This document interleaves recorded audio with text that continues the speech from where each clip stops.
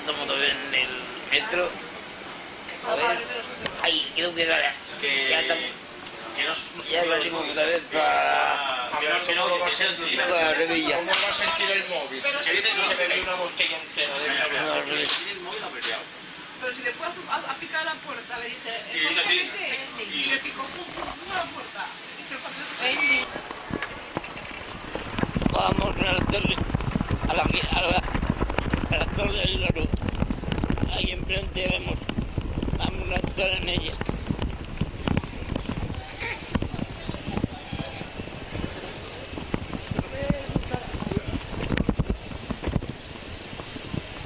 Oye, pero ahora ya, como somos más, podemos un autobús. Broma zapa. Ya, pero si no tiene carnet de autobús no puede conducir. 9 plazas puedo.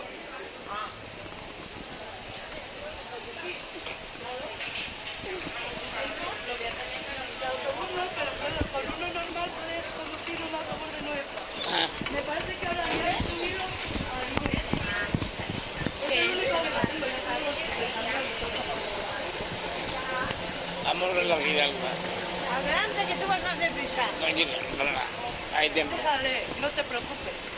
Yo únicamente por el programa, porque soy el reportero gráfico de...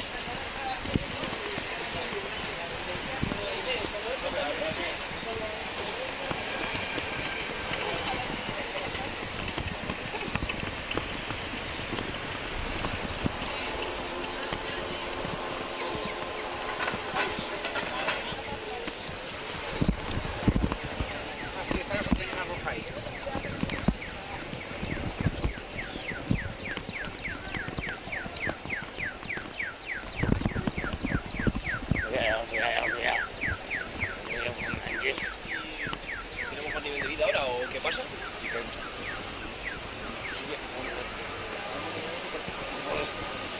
Vamos a entrar aquí. Esta es la torre, esta es la Torre del Oro. la Torre del Oro. Vamos a entrar en la Torre del Oro. Vamos a ver la Torre del Oro por dentro. Vale, chicos. Venga, a ver qué tal. Buenas. Buenas. Bienvenida 6. Decirle que...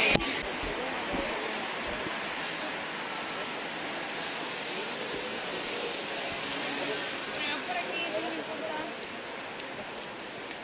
Para no daros mucho la espalda. Bueno, antes que nada, buenas tardes. Mi nombre es Pilar. Voy a ser vuestra guía en esta ruta por el barrio de Triana. Hay dos que ya han hecho ruta conmigo, que ya nos conocen. Pero los demás no sé si habéis hecho ruta con nuestra empresa o no. Así que nosotros esta mañana. Esta mañana. esta mañana. ¿Y vosotros? ¿Pero habéis hecho algún free tour aunque sea en otro lugar? Sí, ¿o no? O sea, aquí no. En otros lados. O sea, lo digo que supongo que el sistema será igual en todos los sitios. No hace falta que os explique cómo funcionamos porque ya lo sabréis. Antes de comenzar con nuestra primera parada, hablaros de un elemento muy importante, no solo en esta ruta, sino en toda la historia de la ciudad en general, que es el río Guadalquivir. Todas las culturas, todas las civilizaciones que iban llegando se van asentando en torno a cerca de este río, ya que era un elemento muy importante para la vida. De manera que sus principales monumentos los fueron realizando en torno al mismo lugar, lo que hoy conocemos como zona monumental, el centro histórico. Este río se sabe que es navegable desde época fenicia. Por aquí no solamente han pasado barcos fenicios, sino barcos griegos, barcos romanos, barcos visigodos, barcos musulmanes, pero su momento de mayor importancia, su momento de mayor culmen, lo tiene durante los siglos XVI y XVII.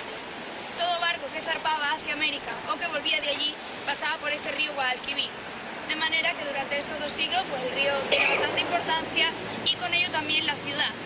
Sevilla experimentó un crecimiento económico enorme, crecimiento económico que no ha vuelto a tener desde entonces y que personalmente tampoco creo que vuelva a tener. ¿Por qué, por decirlo de alguna manera, se elige a Sevilla como la ciudad idónea para que los barcos llegasen hasta aquí? Pues porque tenía un río profundo, un río que admitía barcos de gran calado, tenía para lo que era aquella época un puerto bastante moderno y también era una ciudad murallada. Así que todas esas mercancías que traía pues estaban en un lugar bien protegido, bien vigilado. A partir del siglo XVIII todo esto cambia. Ciudades mucho más cercanas al mar como Huelva y Cádiz les da tiempo de ponerse las pilas, se modernizan y ofrecen más o menos lo mismo que Sevilla. Entonces los barcos, ¿para qué iban a entrar tan hasta adentro? ¿Para qué iban a venir hasta aquí? teniendo dos ciudades casi que igual, mucho más cercanas al mar. Así que a partir del siglo XVIII los barcos se comienzan a alejar y Sevilla pues empieza a perder importancia en ese tema hasta llegar hoy día, que en cuanto al tema marítimo pues no destacamos nada de nada. Nuestra primera parada es frente a la torre donde nos hemos reunido, que es la Torre del Oro, que funcionó como una torre defensiva, se encontraba dentro del circuito de muralla y fue realizada en época musulmana. La torre tiene 3 cuerpos, 2 decagonal y 1 cilíndrico. El primero, el de abajo, el más grande, realizado en el siglo XIII, en esa época musulmana, pero el de arriba, aunque por decoración pueda parecer de época musulmana, se realizó en el siglo XIV bajo el mando del rey Pedro I el Cruel, que fue uno de los primeros reyes cristianos que tiene la ciudad de Sevilla. Y el cuerpo cilíndrico de arriba del todo es un añadido que se hace tras el terremoto de Lisboa de 1755, un añadido por Sebastián van der Bosch, el mismo autor que la antigua fábrica de tabaco, lo que hoy es universidad. ¿Por qué la torre se llama o se conoce como Torre del Oro? Hay 3 teorías, que son las 3 teorías más comentadas a lo largo de la ciudad, de por qué la torre se llama así. Si os parece, os voy a comentar las 3 teorías, ustedes me vais a decir cuál pensáis que es la más acertada y después diréis cuál sí y cuáles no. Según la primera, la torre se llamaría así porque estaría recubierta por azulejos amarillos y cuando los rayos del sol incidiesen en ella, la torre parecería que estaba hecha de oro. Según la segunda, la torre estaría unida mediante una cadena a otra torre al otro lado del río y cuando los barcos llegasen de América, en este lugar pedían una aduana, pedían una dote que tenían que pagar en monedas de oro. Si pagaban, pues la cadena se bajaba y empezaban a desembarcar y si no pagaban, la cadena empezaba a balancearse, dañando la parte de abajo del barco y en muchas ocasiones incluso llegando a hundirlo. Y según la tercera teoría, la torre se llamaría así porque aquí es donde se guardaría todo el oro que se traería de América. Voy a ir en orden. La primera. Tenía las ideas tan repetidas. Yo creo que es la tercera. La segunda también. La segunda. La segunda. Segunda. La primera. Vale, o sea, la cosa está entre la primera y la segunda. Pues la teoría más acertada es la segunda. Os comento. La primera, si os fijáis, el cuerpo inferior, el cuerpo más grande, está realizado en piedra. Si esa piedra se tapa con azulejos, la piedra no transpira y dentro haría muchísima calor.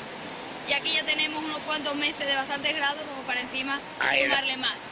La tercera tampoco se considera la más probable porque si la ciudad sufrió un ataque por parte del río, este sería uno de los primeros lugares en caer y no tendría mucho sentido tener todo el oro aquí guardado.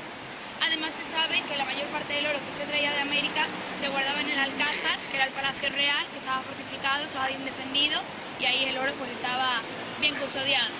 Y la segunda se considera la más probable, primero por descarte y segundo porque hay documentos en el Archivo de Indias que dejan escrito que esa aduana que los barcos tenían que pagar al llegar aquí muchas veces llegaba a alcanzar el 50% del valor de la mercancía que traían.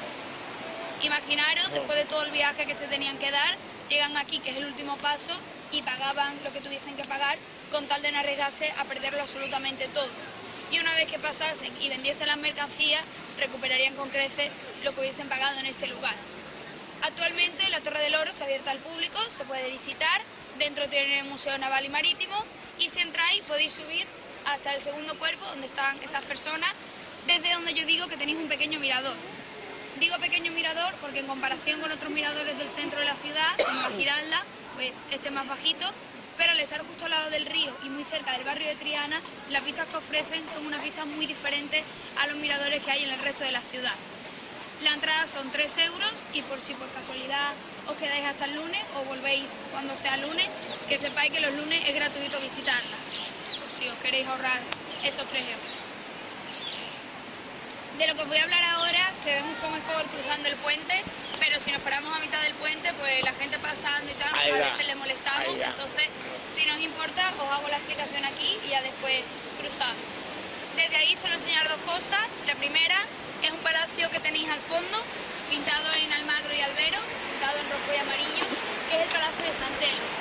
De él lo único que quiero que sepáis es más o menos dónde se encuentra.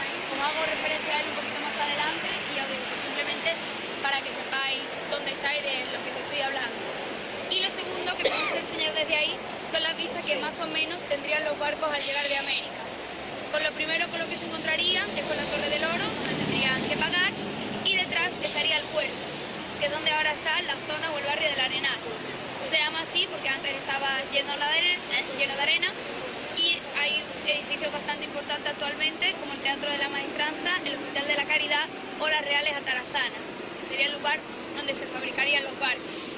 Al otro lado, pues siempre ha estado Triana, que es donde nosotros nos vamos a concentrar.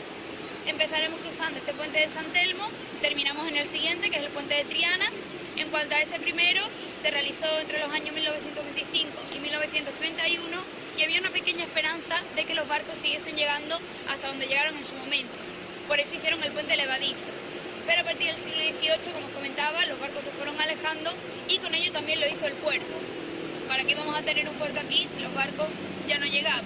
El puerto se va alejando y actualmente se encuentra a 70 kilómetros, un poquito más y ni tenemos puerto. Así que viendo que los barcos no llegaban por aquí ni de broma, pues decidieron hacer el puente normal y lo que hoy quedan pues son los barquitos que nos dan la vuelta turística por aquí por el Guadalquivir, pero que pasan perfectamente por debajo de los puentes. Así que si os parece, nos vamos ya para el otro lado.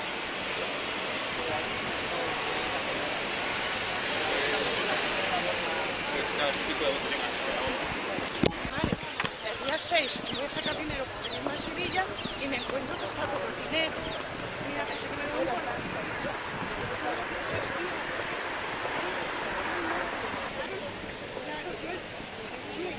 Vale, yo el martes, el lunes, yo me vine de allí para Madrid.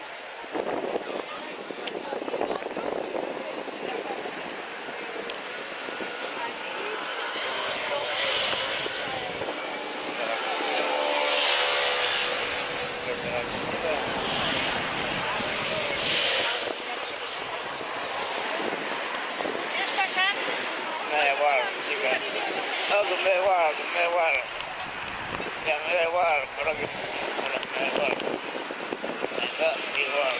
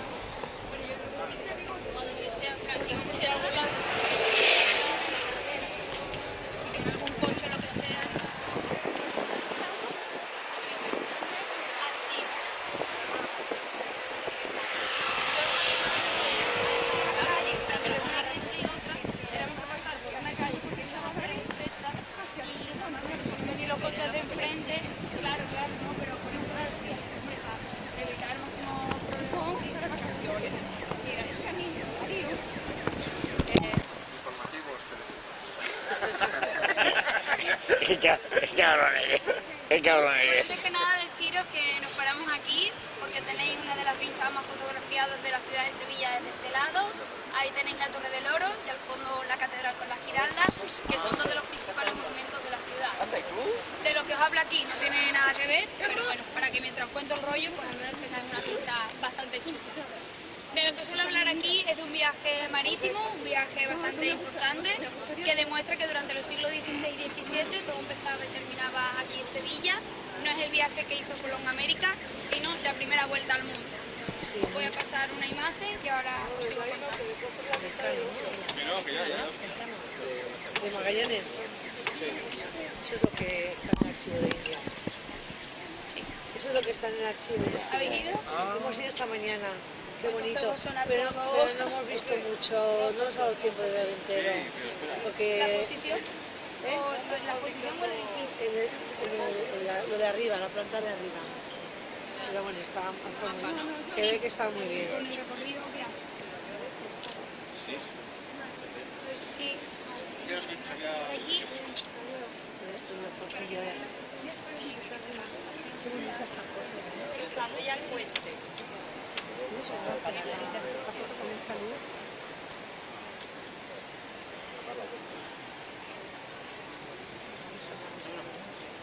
Voy a... Ya está. Sí, era una Como fotito. comentaba, esa primera vuelta al mundo comienza aquí en Sevilla. De aquí parten 5 naves que se realizaron en las Reales Atarazanas. 5 naves comandadas por Magallanes con 239 hombres y vuelven 3 años después, en 1522, una nave comandada por Elcano con 18 hombres. Ya podréis hacer una idea de todo lo que pasó por el camino. Ellos tenían la idea de hacer el viaje que en su momento quiso hacer Colón, llegar a las Islas Filipinas, llegar a las Islas de las Especias, pero por el lado por el que nosotros no habíamos navegado, por el lado que no se conocía mucho. Ellos sabían que se iban a encontrar con algo, América del Norte, ni idea de que existía, pero América del Sur sí. Por eso salen de aquí de Sevilla, van bajando, llegan al Estrecho de Magallanes, que antes de ese viaje pues se conocería de otra manera, y llegan al Océano Pacífico. Ahí no teníamos ni idea ni de las temperaturas que había, ni de las mareas que hacían, iban totalmente a la aventura. Llegan a las Islas Filipinas, objetivo cumplido, pero hay una crisis, fallece Magallanes. Charla para arriba, charla para abajo, que lo sustituye al Elcano. Guay, pero ¿qué hacemos con nuestra vida? Volvemos por el lado por el que hemos venido, que es mucho más largo, es mucho más desconocido. Yo nunca he estado, pero todo el mundo me dice que el Estrecho de Magallanes pues, es bastante difícil de navegar, más que nada porque lo que hay es hielo. Y la otra opción era volver por un lado mucho más corto, mucho más conocido, que era por debajo de la India y bordeando África. El problema es que en ese momento toda África estaba controlada por los portugueses. Y en el momento en el que un barco español atracase en un puerto portugués o se lo viese en mareas portuguesas, pues podían confiscarle el barco, podían meterlos presos, podían pedirle dinero que no tenían. En fin, al final, pues las dos opciones tenían sus pros y sus contras. Al final Elcano decide volver por el lado más corto sin hacer ni una sola parada. Ponernos en la situación de ese momento con los barcos que obviamente pues, no serían muy modernos, la tecnología no existía, también no tenían dinero, casi que no tenían provisiones, llevaban 2 años y pico navegando, estaban ya de mar hasta aquí. Y también si uno enfermaba todo el barco, si había una tormenta no tenían donde refugiarse, en fin, que fue bastante complicado. Al final llegaron aquí a Sevilla y lo primero que hacen nada más llegar es coger un cirio e ir en peregrinación a la catedral para rezarle a la Virgen de la Antigua. Colón, antes de zarpar hacia América, le rezaría a esa Virgen y crearía como una especie de devoción, como una especie de tradición, y toda persona que se enrolaba en un barco, pues antes de zarpar se iba a rezarle a esa Virgen. Magallanes también lo hizo y Elcano cuando llega pues lo considera casi un milagro que él al menos haya sobrevivido y se va a agradecérselo. No solamente es interesante conocer la travesía en sí, sino lo que se tuvieron que enfrentar una vez que llegan aquí a Sevilla. Elcano es acusado de haber sido él el que ha matado a Magallanes para quedarse con el puesto. También se le piden explicaciones de dónde están todas las personas y los barcos que faltaban. Ya os digo, se fueron 239 y volvieron 18. Imaginaros la familia de todas esas personas. Hay una nave que antes de llegar al Estrecho de Magallanes se pierde y no se sabe dónde está. Y hay otra que decide que, pues bueno, que al final la idea no les hace mucha gracia, que se vuelven para Sevilla, avisan a Magallanes, pero aquí nunca llegan. Así que a saber también qué es lo que pasó con ellos. Y también cómo iban a saber que habían dado la primera vuelta al mundo, sin selfie, sin GPS, sin ubicación en tiempo real, ya os digo. Era bastante difícil comprobarlo y pues bueno, no solamente como os comentaba es interesante conocer la travesía, sino los problemas a los que se tuvieron que enfrentar una vez que llegan aquí. No es que a nosotros nos dé fuerte por Magallanes y Elcano, que también de vez en cuando, sino que el 10 de agosto de este año hizo 500 años del inicio de esa primera vuelta al mundo. Así que a partir de esa fecha pues han hecho algunas cositas especiales, no está con mucho movimiento, pero al lado de la Torre del Oro veis una bandera roja. Sí. Tiene un 500 en blanco de ese 500 aniversario. También, como han comentado por aquí, el Archivo de India tiene una exposición que va sobre este tema, que es bastante interesante. El Alcázar tiene visitas teatralizadas enfocadas en este tema también. Ya os digo, que no es que nos hayamos venido arriba con Magallanes y Elcano, sino que este año pues coincide con el 500 aniversario de esa primera vuelta al mundo. También deciros que aquí en Sevilla empezaba y terminaba todo, pero los sevillanos eso de comernos marrones como que no nos va mucho. Magallanes era de Portugal, Elcano era del País Vasco, del norte. Si seguimos con la teoría, pues según la teoría más acertada, Colón era de Génova, era de Italia, así que ya os digo, nosotros ponemos los barcos, ponemos el puerto, pero los marrones que se los coma otro. Y ahora vamos a centrarnos en Triana, vámonos para allá. Con aquel lado, hablaros del edificio que tenéis ahí casi circular, que es la Real Maestranza, en la Plaza de Toros. Se realizó en el siglo XVIII y es novedosa por dos motivos. El primero es porque es la primera plaza de España que se realiza con forma ovalada. Hasta entonces todas las plazas de toros que se habían hecho se habían realizado de forma circular, lo más típico, pero como no éramos la plaza de toros más antigua, pues algo teníamos que hacer para ser la primera en algo. Así que le cambiamos la forma.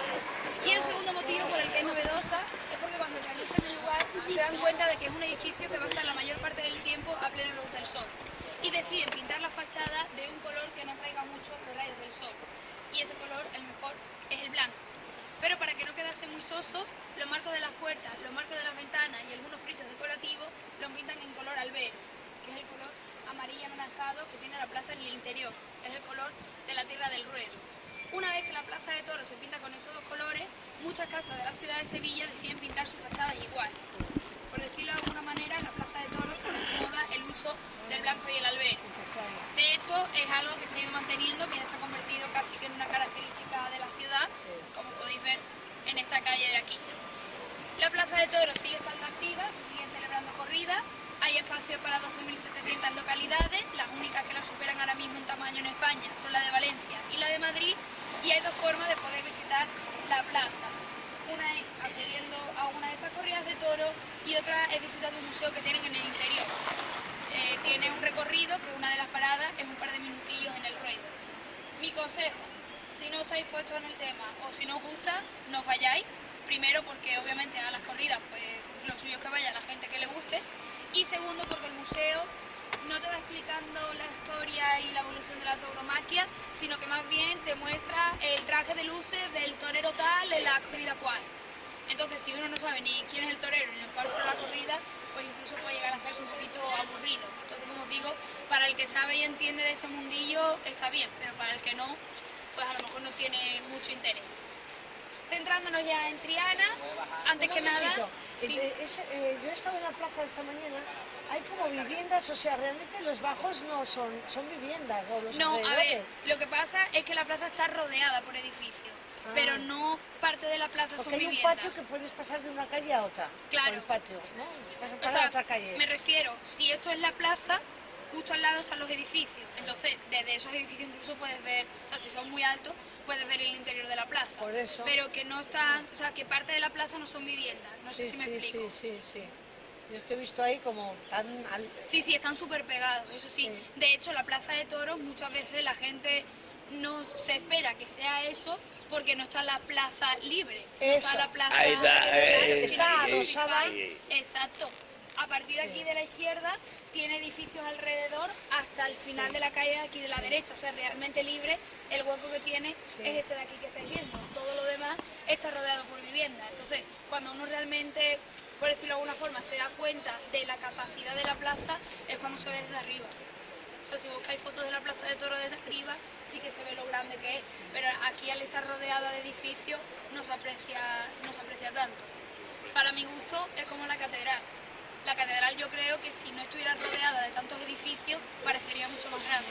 Pero claro, tú vas paseando por la catedral y es que justo al lado hay edificios, entonces como que no te da para mirarla completamente entera. La catedral más grande de Europa. Sí, pero sí. Es la tercera más grande del mundo y la segunda más grande de Europa.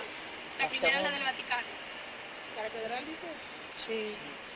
Es que hasta que no estás bien cerca no la ves, porque hoy estábamos al lado y dices, no, es ahí. Pero no la ves. Claro, no porque la estás- aprecias bien. Te lo tapa todo, no sé qué, Sí. están tan cerca. Debería de haber más a plaza, ¿no? Más... A ver, hay que tener en cuenta de que los edificios que están alrededor prácticamente llevan ahí desde que Claro, se hizo la catedral. claro. O sea, me refiero que no es algo que se haya colocado después, No, no, sino no, que claro. obviamente, por Sí, ejemplo, sí. uno de los edificios que tiene al lado es el Palacio Arzobispal. Sí, No sí, vas a sí. tirar al Palacio Que Arzobispal. no, y Eso lo no- demás tampoco, que además tiene su gracia, quiero decir. Pero bueno, no deja de estar ahí como muy... Sí, a ver, grande hay una de las veces viniendo de la Plaza de España, por la calle de San Gregorio y la Plaza de la Contratación, sí que es verdad que tiene un efecto muy impactante, porque claro, tú vas por las callecitas, tal, yo no sé qué, tienes los edificios y de repente giras la esquina y te encuentras con toda la catedral. Entonces, ese impacto, la verdad es que es bastante chulo. Si no hubiese edificios alrededor, eso se pierde. Sí. Pero también os digo, al tener edificios alrededor no parece tan grande como realmente es. Y a la Plaza de Toros le pasa lo mismo. Como os decía, centrándonos ya en este lado, antes que nada deciros que Triana actualmente es un barrio dentro de la ciudad de Sevilla. Ellos se sienten un poquito apartados, el tema no está para broma, pero siempre hago el mismo chascarrillo. No nos han pedido la independencia, pero están ahí. De hecho, le preguntas a alguien de aquí de dónde eres y te dice de Triana, no te dice de Sevilla. O sea, ellos mezclar los dos conceptos en una misma frase les cuesta. Sí que es verdad que en su momento no era tan fácil cruzar el río como lo es ahora. Todo esto eran como los arrabales. Aquí se venían las personas que no tenían el suficiente dinero como para mantenerse en la ciudad o a las que expulsaban de la ciudad. Ya os digo que en su momento sí que es verdad que será una zona bastante alejada y bastante marcada la distancia con la ciudad de Sevilla. Pero actualmente no, actualmente es un barrio dentro de la ciudad, aunque ellos todavía tienen O sea, ese ¿tenía su sentimiento ahí. ayuntamiento propio? Tenía. No, esto era el desmadre, por así decirlo. O sea, aquí el que venía a sobrevivir, por decirlo de alguna manera, estoy viviendo en Sevilla, pero no dentro de la muralla. O sea, me estoy buscando la vida a las afueras. Entonces, era territorio de Sevilla, pero antiguamente, que pues bueno, todo lo que no estuviera dentro de la muralla no se consideraba la ciudad, era un poco tierra de nadie, por así decirlo. Por eso digo que de ahí viene un poco el sentimiento de que ellos se sientan apartados, porque en su momento sí que es verdad que lo tuvieron, que no se les echaba mucha cuenta, por así decirlo. Lo que sí es que Triana va en paralelo con la ciudad de Sevilla. La ciudad se funda en época fenicia, desde entonces se sabe que aquí había una pequeña población viviendo que se dedicó a la alfarería, a la elaboración del ladrillo y el azulejo en la cerámica, y esa población va aumentando y en la Edad Media Triana tiene bastante importancia. Entre otras cosas porque aquí se vienen a vivir la mayor parte de la clase social baja y en el siglo XV llegan los gitanos. No sé cómo andar ahí de la historia de los gitanos, así que os hago un resumen. Los gitanos son originarios de la India, desde donde parten en el siglo IX, cuando comienzan una serie de conflictos donde ellos no se quieren ver involucrados y se van asentando en diferentes países. Sobre todo lo hacen en países del este, en Europa. Por eso hoy muchas personas piensan que los gitanos provienen de lugares como Rumanía o Hungría, pero anterior a eso provienen de la India. De hecho, si os fijáis en los rasgos faciales, se parecen mucho más a un indio que a un húngaro. Aquí a Sevilla llegan en ese siglo XV, se asientan en este barrio de Triana junto con otras minorías étnicas y esas minorías étnicas se van marchando. Y al final pues aquí los que quedan son los gitanos. Por eso normalmente Triana se la suele conocer por ser un barrio de gitanos. Pero ellos están viviendo aquí hasta los años 50-60 del siglo XX, cuando con la dictadura franquista se les invita a que se marchen a un barrio mucho más periférico, mucho más alejado del centro de la ciudad, que es el barrio de las 3.000 viviendas, que es donde hoy se encuentran la mayor parte de los gitanos que viven aquí en Sevilla. Aclaración. Hace unos cuantos meses, cuando yo hablaba de las 3.000 viviendas, daba por hecho de que todo el mundo pues, conocía o sabía de lo que estaba hablando. Como me di cuenta de que no, ya normalmente hago la aclaración. El barrio de las 3.000 viviendas es un barrio en el que ni siquiera entra la policía. Lo que pasa allí, se queda allí. Entonces, yo no os prohíbo que vayáis, podéis ir si queréis, pero os advierto para que si vais y pasa algo, pues que no os acordéis de mí y de toda mi familia, sino que ya más o menos os podéis imaginar el ambiente. También deciros que es un barrio que está muy lejos del centro, o sea, allí uno no termina perdido porque sí, sino que el que va para allá sabe perfectamente hacia dónde está yendo. Entonces, también hay muchas veces que la gente se preocupa, es como me voy a perder por Sevilla y voy a terminar allí. Yo os digo, ni de broma. Como os comentaba, a partir de esos años 50-60, toda la cultura, toda la vida gitana aquí se pierde y actualmente Triana es uno de los barrios más caros para vivir. Para el turismo no, pero a nosotros pues sobre todo lo notamos porque primero, lo que antes se consideraba que estaba lejos del centro, ahora queda bastante cerca, solamente hay que cruzar un puente para estar a 2 minutos de la catedral y también como es un barrio que se ha hecho muy famoso, que la gente tiene muchas ganas de visitar, si antes había 20 pisos de alquiler, ahora hay 10 porque hay mucha gente que no le importa alojarse aquí mientras está visitando Sevilla. El precio del suelo también ha subido y las personas que viven aquí pues normalmente son personas con sueldo base, no son millonarios. Entonces se nota bastante si un piso pasa de costar 400 euros de alquiler a costar 600. Ya os digo, ese cambio pues se ha notado bastante. Lo que yo os voy a enseñar de Triana son los monumentos más importantes, aparte de lo que yo os enseñe, es un barrio residencial normal y corriente. Empezamos aquí en la calle Betis, que no se llama así por el equipo de fútbol, más quisiera yo, sino porque el río era el río Betis en época romana, ya que toda la zona que baña Andalucía se conocía como la Baética, así que territorio Baética, río Betis. Cuando llegan los musulmanes le cambian el nombre por río Guadalquivir, que significa río grande, y la calle que va justo al lado pues deciden que lleven el nombre antiguo del río.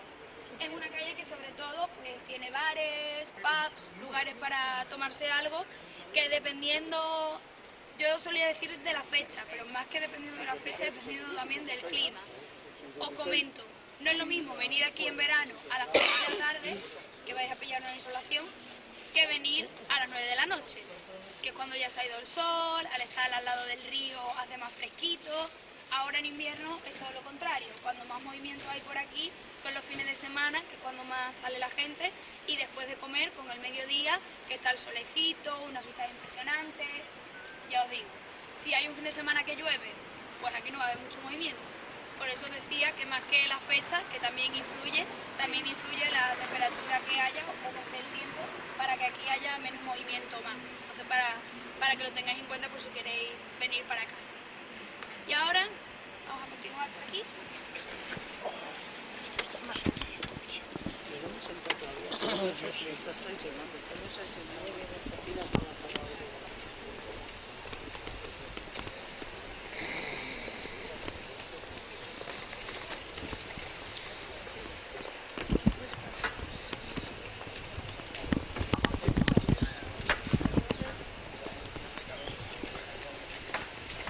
Estamos en Triana. Triana. No conozco la prueba.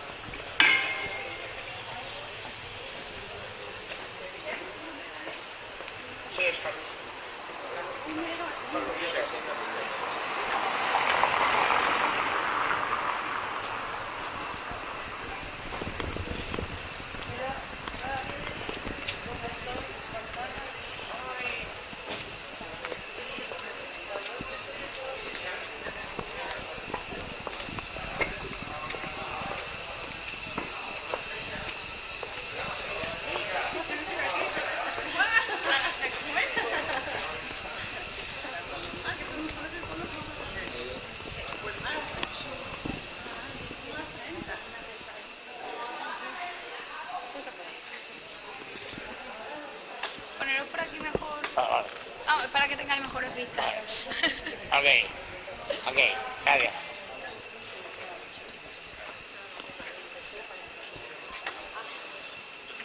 Llegamos a la iglesia de Santa Ana, que fue fundada en el siglo XIII por el rey Alfonso X el Sabio. Este rey tiene ese mote porque le gustaba muchísimo leer, y en el siglo XIII pues leía a la luz de las velas. Cuando pasa un tiempo le comunican que su vista ha ido empeorando y que incluso puede llegar a quedarse ciego. La recomendación fue dejar de leer, pero él sigue leyendo y se encomienda a la Virgen de Santa Ana para que si su vista no mejora, pues que al menos tampoco empeore. Cuando pasa un tiempo y se da cuenta de que aunque ha seguido leyendo, su vista ni ha mejorado ni ha empeorado, la primera iglesia que se realiza en el barrio de Triana, él decide que se le dedique a Santa Ana. Al ser una iglesia realizada tras los años de la Reconquista, combina dos estilos artísticos fundamentales. Uno es el estilo gótico, que es el estilo propio de los cristianos durante los siglos XIII y XIV, que estaréis sobre todo en la portada, y el otro es el estilo mudéjar, que es el que realizan los musulmanes que se quedan aquí convertidos al cristianismo. Cuando los cristianos llegan, valoran bastante bien la calidad arquitectónica de esos musulmanes y a los que se quedan los contratan para que hagan arte musulmán, pero ya bajo dominación cristiana. Ese arte mudéjar lo podéis ver sobre todo en las ventanas bajas de la torre, en las ventanas ciegas. Al ser la primera iglesia realizada en el barrio de Triana, también se la conoce como la Catedral de Triana. Como os decía, ellos se sienten un poquito apartados y tenían que tener su propia catedral y deciden que sea esta. También la iglesia tiene una peculiaridad y es que si os fijáis, toda la parte que da hacia el río, toda la parte que mira hacia Sevilla, está como fortificada, está como reforzada. Esto se debe a que cuando se realizó la iglesia, los edificios que ahora están delante en ese momento no existirían. Y había cierto temor de que hubiese o un ataque por parte de la ciudad o una posible crecida del río. Así que decidieron darle a la iglesia su propia muralla. De hecho, a causa del terremoto de Lisboa en 1755, aquí hay un maremoto, o como me han dicho algunas veces, un río moto, porque no tenemos mar. La cuestión es que como Sevilla tenía muralla, el maremoto no le afecta mucho, pero Triana nunca tuvo muralla, así que ese maremoto pues destroza bastante casi todos los edificios que habían por aquí. El único que más o menos consigue salir intacto es la iglesia de Santa Ana, porque como os decía, tenía su propia muralla, tenía su propia defensa. Este lugar está considerado como la iglesia más antigua de la ciudad de Sevilla. Aunque sobre todo en el centro podéis encontrar una iglesia con fecha anterior a esta, esa iglesia estará realizada o sobre una mezquita, o sobre un templo visigodo, o sobre un templo romano. Esta no, esta es del siglo XIII, o sea, desde su primera piedra es del siglo XIII, y anterior a esto aquí no había absolutamente nada. Por eso se la considera la iglesia más antigua de la ciudad. Por la mañana abre la puerta principal, que es la que estaría a la vuelta de la esquina. Os cobran 2 euros como donativo por la visita cultural. Y por la tarde, a partir de las 8 de la tarde, en horario de misa, abre la puerta que tenéis aquí y se ve exactamente lo mismo, es gratis. Como no sé si vais a poder pasaros por aquí o si tenéis tiempo o lo que sea, os voy a enseñar una foto del retablo mayor para que tengáis una idea de cómo es por dentro.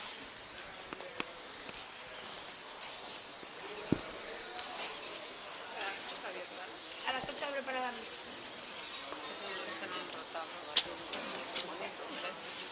Otro retablo, esto barroco. Esa iglesia nunca fue otra cosa, ¿no? No. Siempre fue iglesia. Exacto. Sí, dale. Qué bonito, ¿eh? Por eso, como te decía, se la considera la más antigua, porque como no hubo otro templo antes de otra religión, es la primera iglesia, pues por eso.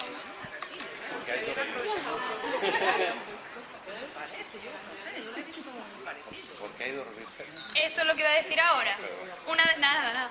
Una de las razones por las que me gusta enseñar la foto del retablo mayor es porque la imagen principal, la imagen que hay sobre el altar, es la misma que la que tenéis aquí en el conjunto de azulejo. Santa Ana, la madre de la Virgen a la derecha, la Virgen María a la izquierda, sosteniendo al Niño Jesús, pero originalmente, en época medieval, a Santa Ana se la solía representar con ella sentada, sobre sus piernas sentada la Virgen y sobre las piernas de la Virgen sentado el Niño Jesús. Por eso se decía que había 3 Anas, y de 3 Anas, Triana. Ahora ya todo tiene sentido. Qué bien, Santa Ana es la única imagen religiosa católica que un personaje lo representan 3 figuras. Es decir, sobre todo en época medieval, cuando la gente no sabía leer ni escribir, se la adoctrinaba a través de la iglesia.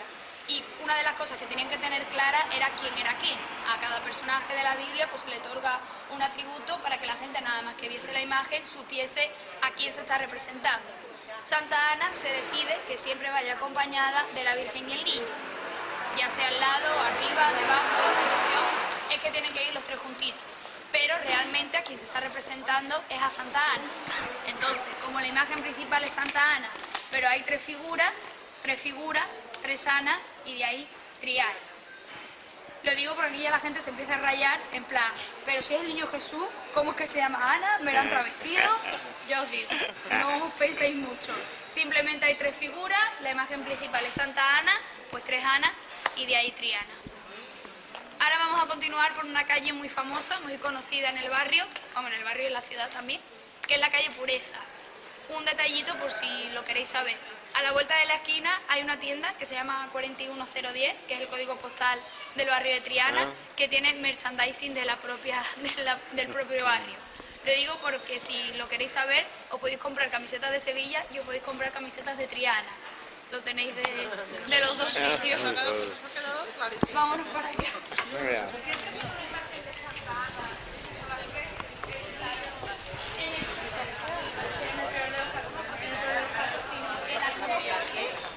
Se cambia la Virgen con el niño por cuando la Virgen era pequeña. Hay una imagen muy famosa que es Santa Ana enseñándole a la Virgen, pero siempre va acompañada, en este caso, en la Virgen María con Santa Ana solamente, pero porque están representando una escena de la niñera y de la Virgen María. El hecho de Santa Ana, claro, tienen que estar los tres porque es, por decirlo, para identificar a Santa Ana de alguna manera. Por ejemplo, Santa Ana nunca puede ir sola. Le mando las fotos a la vecina. A la iglesia. Le he mandado las fotos y le he dicho, mira vecina, tu iglesia.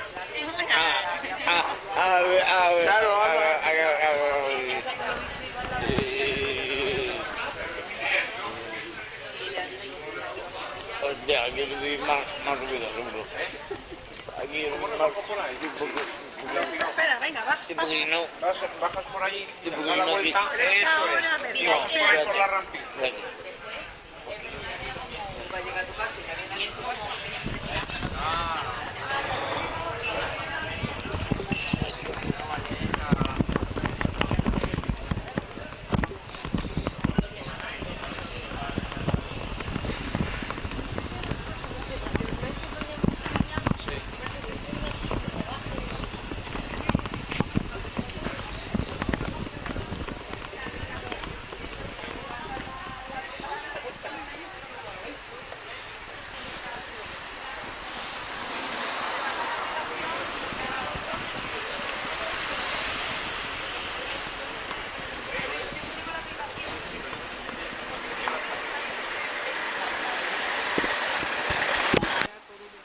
De todas formas, ya os digo, comprobarlo y ver lo que os sale más rentable. Bueno, nos encontramos ahora frente a la Hermandad de la Esperanza de Triana. Este lugar sería la antigua capilla de marineros o la antigua escuela de mareantes. Los primeros viajes que se realizan hacia América no se queda muy claro cómo iban a salir, si había beneficios, si no, así que a los que mandan son a los que no tienen nada que perder. Mirándolo desde la clase social alta, se marchan los que si se quedan por allí perdidos o se pierden por el camino, pues poco iba a importar.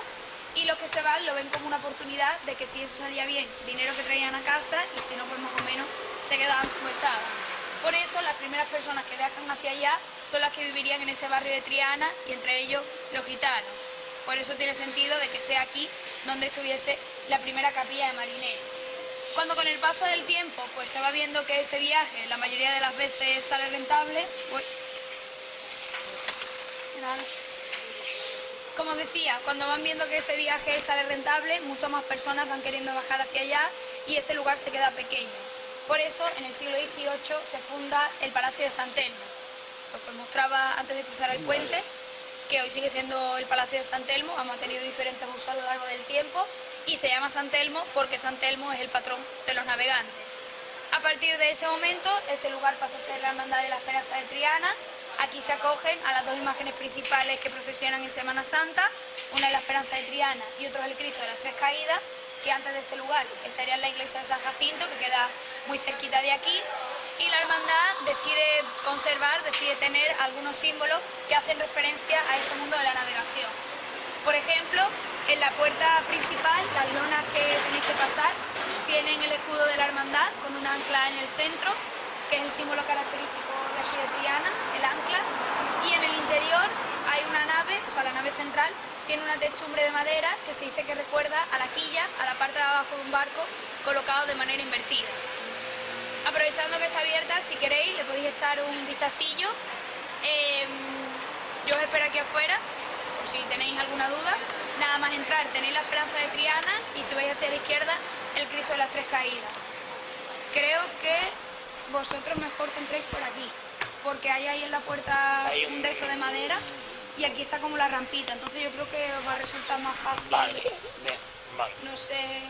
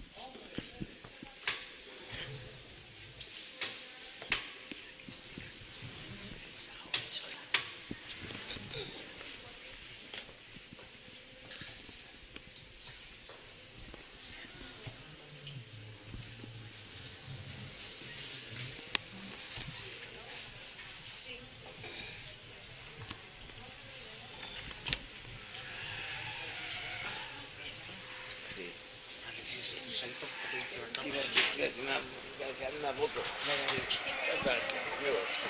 Todas las posibilidades de Sí, tiene una moto conmigo. No, de aquí, detrás.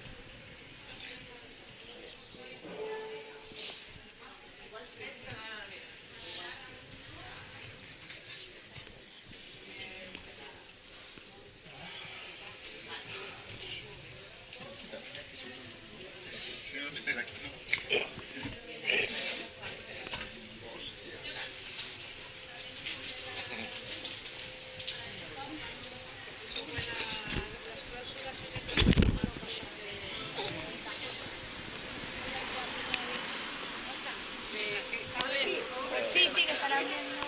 Sí, tanto. Pues esta no es de las mejores. No sé. Escucha, entra a verla. Mira que Entra. está llorando por la Virgen. Mira, yo ya moco tengo. Eso es el síndrome de Stendhal religioso. Por eso digo que esta no es la peor, que puede encontrar otra. Claro, pero que está Es que está peor. cada vaya. uno- Eso en Florencia. Se emocionó de ver tanta belleza. Yo es que toda mi familia sale allí, o sea, que yo la llevo viendo desde pequeñita. Pero yo las La 3 tengo. veces que he estado, hace más. Yo que la tengo por toda mi casa, me la tienen por todos lados No sé puesta. qué, no me lo preguntes, pero no. Si estos son las setas, y para acá está Plaza de España, que es la zona sur, para la zona norte. Está justo al lado del Parlamento de Andalucía. Luego pásame las fotos, ¿vale? Creo que ya estamos todos. 2, 4, 6, 8, 10, 12, 13. Me falta uno. ¿No? 2, 4, 6, 8, 9. Sí, de vosotros me falta uno.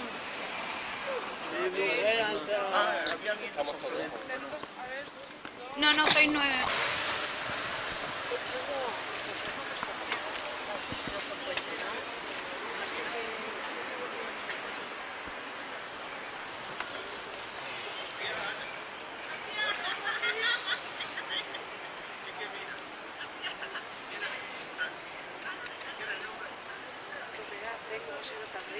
Os estamos esperando.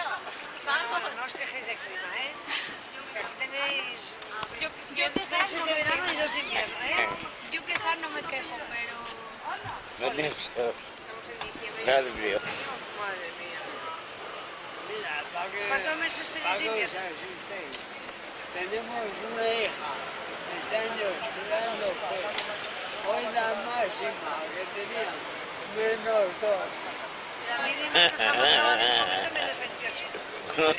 Estamos aumentando 50 grados. O sea, estamos contentísimos. Hostia, No, yo es que no voy a ir. Me niego. no. Yo que soy de 30 para arriba. Hostia, porque te llegan. Me niego. No, ahí no. Que nosotros estamos encantados con la humedad del río. Pues no vayas nunca a Wisconsin. No pienso ir. En veranito, Ah. en veranito. Ni Nada. eso. Sí, se lo estaba comentando adelante, que yo al norte he subido en verano y en verano he tenido frío. Cuando fui nosotros somos de Pamplona, pero a Pamplona fue muy bueno comparado con otros. A Pamplona me hizo muchas gracias porque llegué y me di una vuelta por la tarde, tal, llego a una heladería, yo estaba muerta de frío. Llego a una heladería, le pido un helado a la dependiente y me salta, sí, que hoy pega un heladito, porque hoy la verdad es que hace un calor. La cara que yo le pondría para que esa mujer me dijese, bueno, ¿de dónde eres? Y le digo, de Sevilla. Y me dice, ah, bueno, pues entonces nada. ¿Qué te voy a hablar yo de dónde? En una heladería en Pamplona. Pamplona. Claro, que es que cuando a mí me dijo esa mujer, sí, hoy pega un helado que hace calor. Y yo, ¿qué hace calor? Y estaba a punto de ponerme la chaqueta. Es que no... Pues en los sitios más fríos viene más si vas a comer. Polonia, por ejemplo, los 365 días del año tienen heladerías como aquí bares. Tendré que tener la garganta... Y los suecos de toda la vida... ¿Has comido helado? El helado es algo porque contrarresta el... Ponía contra el radiador. Claro, aquí lo que pasa es que tú en verano dices, voy a tomarme un helado fresquito. Como no te lo tomes en 2 segundos, eso es líquido. Ahí Se está. derrite, Es entonces... el líquido, el agua, el líquido. Aquí, como que en verano es, ay, venga, sí, helado, me apetece, pero es como, sí, pero o te lo comes en 2 segundos, desaparece el helado. Ahí está. Sí, porque 40 grados, claro. Pues nos encontramos en la Plaza del Altozano, que es donde empieza el Tour de Flamenco. Aquí hay, pues bueno, es un punto bastante clave dentro de la ciudad, o sea, dentro del barrio y también de la ciudad, porque convergen varias calles importantes. Hemos venido por la calle Pureza, terminamos en la paralela que es la calle Betis. Aquí tenéis la calle San Jacinto, que es una calle peatonal, que yo os recomiendo que si queréis tomar o comer algo por el barrio de Triana, es la mejor opción. Primero, por la variedad de sitios que tiene, y segundo, porque no es una zona turística con precios súper caros, sino que, ya os digo, es una zona en la que solemos venir los sevillanos con precios rentables, así que es la mejor opción. También en la Plaza del Altozano empieza o termina según cómo se recorra el puente de Triana, y en ese empiece o en ese acabe, pues tenemos 3 monumentos que forman parte de la historia del barrio. Uno es la Capillita del Carmen, creo que tenéis ahí al fondo, que no sé si os recordará otro gran monumento de la ciudad. ¿Este de aquí? La Cupulita y la Luz, no hay más. Más moderno.